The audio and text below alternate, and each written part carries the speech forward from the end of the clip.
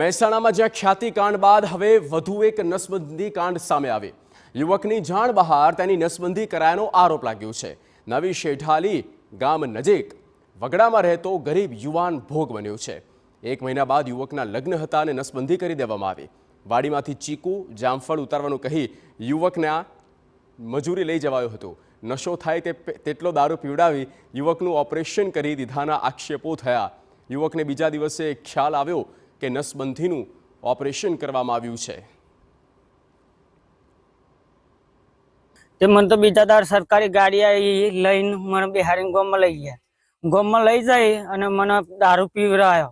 બે ફોનમાં પછી મેં કે જોઈને જોમફળ્યો હોય જોઈને આવીએ હેન કે બેસી જાય કે ખાલી તે પછી ही થોડો નિશો મને થઈ ગયો। તે ફોન ના રીતે કે બેહી ચિંતા નહીં કે તારે કોઈ તેમ કરીને દવાખાને જઈને પાછો 100 રૂપિયાનો બીજો દારૂ પીવડાવ્યો। પછી ફૂલ થઈ ગયો ને તે કોઈ ખબર ના રહી। પછી બીજા દારૂ ચક્કર ને એવું આપવા માંડે કોઈ પેશાબમાં તો આટલું બધું દુખાય।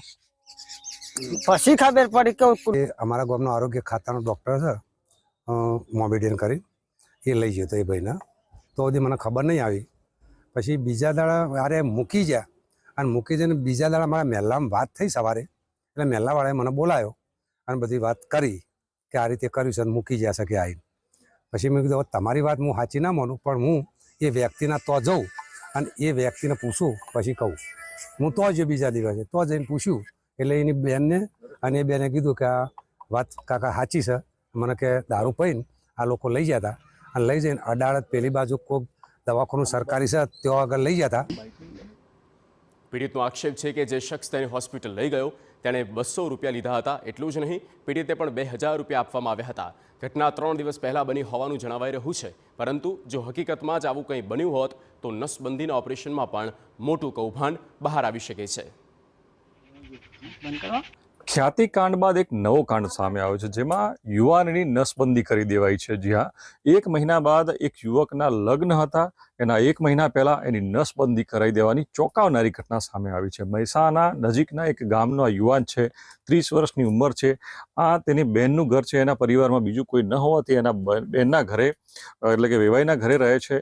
ગરીબ પરિવારનો છે, ખેતરમાં ઝૂંપડપટ્ટીવાળું આ ઘર છે કે જેની અંદર આ પરિવાર મજૂરી કરીને ગુજરાન ચલાવે છે।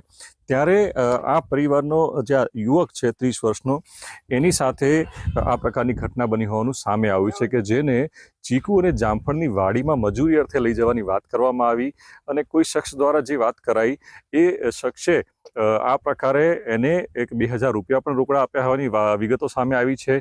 કોઈ સરકારી ગાડીમાં એને લઈ જવામાં આવે છે અને ત્યારબાદ પહેલાં એને આ જે શખ્સ મજૂરી કરવા લઈ જવાનો હતો એ દલાલી 200 રૂપિયા લઈ ગયો હોવાનું પણ જણાવે છે। એટલે કે એ વ્યક્તિ કોણ હતું એ પણ એ જણાવી રહ્યો છે અને કેવી રીતે આ પ્રકારનું એક રેકેટ કૌભાંડ ચાલુ રહ્યું છે। શું કોઈ પણ વ્યક્તિને આવી રીતે લઈ જવામાં આવે છે અને કોઈ દલાલો આવી રીતે ફરી રહ્યા છે બજારમાં કે જે લોકો કોઈની જિંદગી આવી રીતે બરબાદ કરી નાખે છે। સવાલો ઊભા થઈ રહ્યા છે, આ કોણ હતું જે આ યુવકને લઈ ગયું? અને પીડિત યુવક પણ જણાવી રહ્યો છે કે એને દારૂ પીવડાવવામાં આવ્યો હતો અને બેભાન અવસ્થામાં જ આ ઓપરેશન કરી દેવામાં આવ્યું, પરંતુ બાદમાં પેશાબમાં દુખાવો થતાં એને માલુમ પડ્યું કે આ પ્રકારે ઓપરેશન કરાયું છે। સમગ્ર મામલે હવે પીડિત યુવક પણ ન્યાયની માંગ કરી રહ્યા છે। મહેસાણાથી મનીષ મિસ્ત્રી, TV9।